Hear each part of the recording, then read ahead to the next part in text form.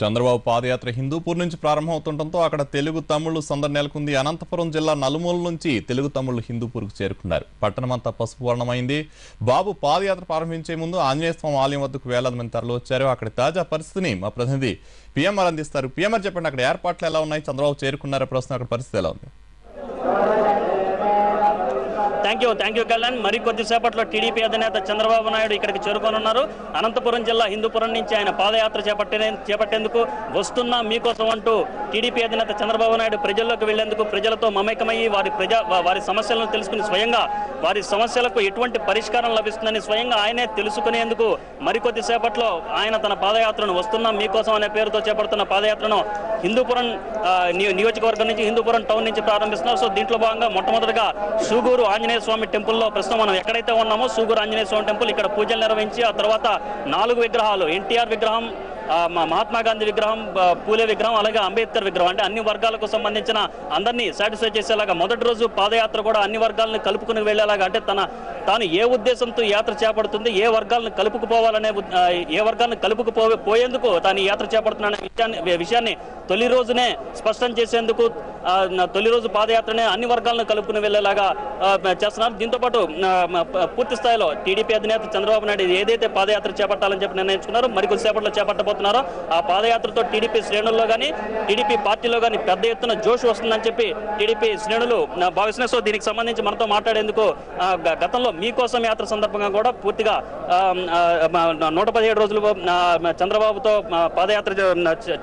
మీకోసం యాత్ర చేసిన తెలుగు యువత రాష్ట్ర అధ్యక్షుడు బిద రవిచంద్ర యాదవ్ ఉన్నారు. ఆయన అడిగి మరిన్ని సార్ చెప్పండి, గతంలో మీకోసం యాత్ర చేపట్టారు, ఇప్పుడు వస్తున్నా మీకోసం అని చెప్పి చంద్రబాబు నాయుడు మరోసారి ప్రజల్లోకి వెళ్ళబోతున్నారు. అప్పటికి ఇప్పటికీ ఉన్న తేడా ఏమిటి?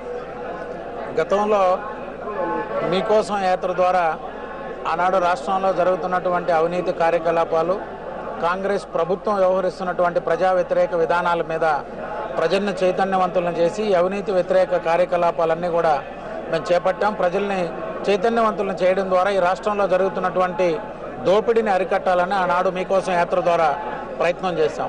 కానీ ఈనాడు 9 సంవత్సరాల కాంగ్రెస్ ప్రభుత్వ పాలనలో అటు కేంద్రంలో కానీ రాష్ట్రంలో కానీ ఈ ప్రభుత్వం అనుసరిస్తున్నటువంటి విధానాల వలన రైతాంగానికి కానీ, మహిళలకు కానీ, కార్మికులకు కానీ, యువత, విద్యార్థి ప్రతి ఒక్క వర్గానికి కూడా ఈ ప్రభుత్వ విధానాల వల్ల తీవ్ర నష్టం జరుగుతుంది.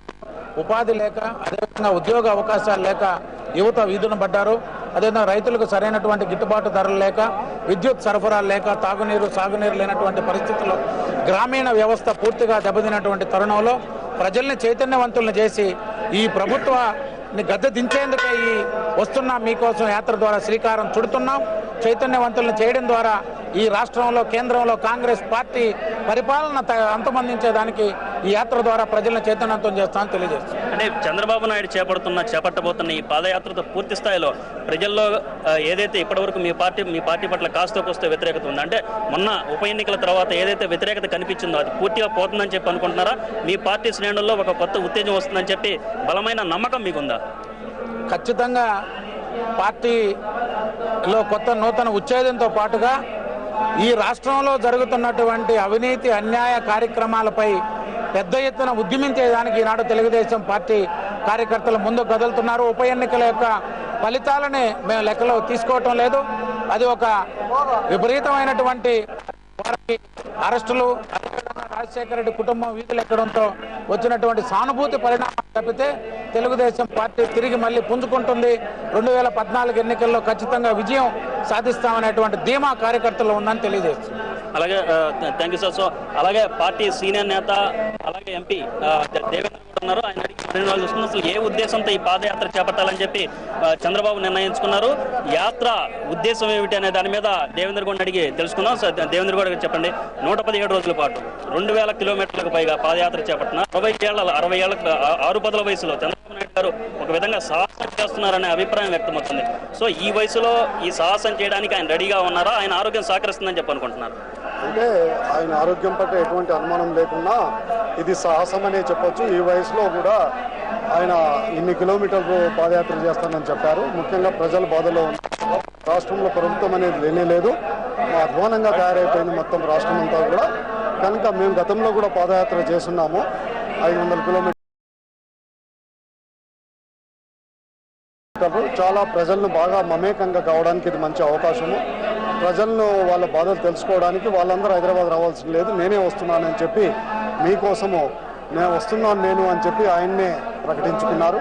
ఆ విధంగా మొత్తం 1000 గ్రామాల పైన ఎక్కువగా ఈ 200 కిలోమీటర్లో కలుసుకోవడానికి అవకాశం ఉంది. అంటే ఇప్పుడు ఈ రోజు చేపడుతున్న పాదయాత్ర, ఈ రోజు నుంచి ప్రారంభమవుతున్న పాదయాత్ర పార్టీని రక్షించుకోవడానికా, ప్రజా సమస్యలు తెలుసుకోవడానికా? ఇప్పుడు ముఖ్యంగా ఈ పాదయాత్రకు, రాజశేఖర రెడ్డి యొక్క పాదయాత్రకు రాజశేఖర రెడ్డి గారు చాలా బహిరంగంగా ప్రకటన చేసినారు. నేను ఈసారి ముఖ్యమంత్రి కాకపోతే నేను భవిష్యత్తులో కూడా ఉండను, రాజకీయాల్లో ఉండను అని చెప్పారు. ఆ విధంగా చంద్రబాబు నాయుడు చెప్పడం లేదు. చంద్రబాబు నాయుడు గారు చాలా స్పష్టంగా చెప్తున్నారు, ప్రజా సమస్యలు తెలుసుకోవడానికి అధికారానికి, తెలంగాణకు, రాయలసీమకు కానీ మిగతా దానికి ఎలాంటి సంబంధం ఈ పాదయాత్రతో లేదు. ఇది పూర్తిగా ప్రజలు పడుతున్న బాధలు ఉన్నాయి, ఆ బాధలు తెలుసుకోవడానికి ఇది వెళ్తున్నారు, ఆ విధంగా వెళ్తారని చెప్పి నేను